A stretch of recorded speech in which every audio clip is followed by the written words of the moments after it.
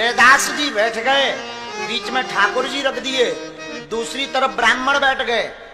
तो रैदास जी ने कहा ठाकुर जी किसकी गोद में आएंगे, मंत्र पढ़ो। ब्राह्मणों ने इतने वेद के मंत्र पढ़े, इतने वेद मंत्र पढ़े, भगवान सिंहासन से नहीं उठे। अब रैदास की बारी आई, तुम बुलाओ भगवान को। तो रैदास ने कोई मंत्र नहीं पढ़ा, रैदास बाबा गाने लगे, अब कैसे छूटे नाम रट लागी।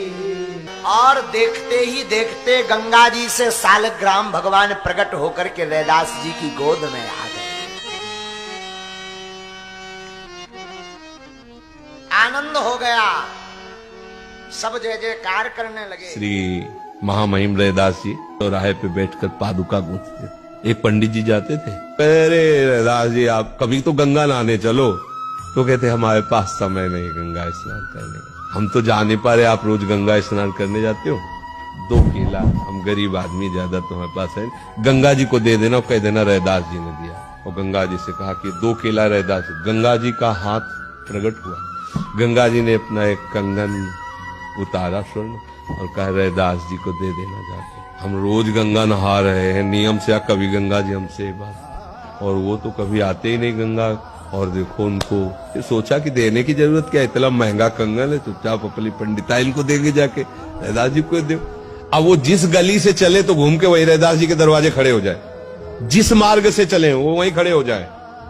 हार गए उन्होंने। दुनिया के लोगों में एक बदलाव लाने का अगर सबसे पहला अगर कोई नियम बनाया, दुनिया में बदलाव लाने का अगर क्रम चालू करा, तो संत श्री रविदास जी महाराज ने प्रारंभ करा। ये कोई साधारण से संत नहीं। मीराबाई से लोगों ने कहा तू इतनी बड़ी राजघराने की रहने वाली है, तू इतनी बड़े राजघराने की रहने वाली छत्राणी है, और तू गुरु किसको बनाई है? वो चमड़े का जूता सिलने वाले, वो चर्मकार रविदास जी को। मीराबाई ने कहा जात न पूछो साधु की, पूछ लीजिए ज्ञान, और मोल करो तलवार का, पड़ी रहन दो। तेरी पूजा करूं, नाम तेरा रटूं, मैं तेरे रंग में रंग लूं ये जीवन मेरा।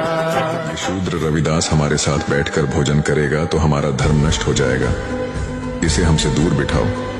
ये कठोर शब्द चित्तौड़ की महारानी झालीबाई की दावत में आए पंडितों के थे। ये सुनकर रानी झालीबाई क्रोधित हो गईं, क्योंकि उन्होंने गुरु रविदास जी को अपना गुरु स्वीकार किया था।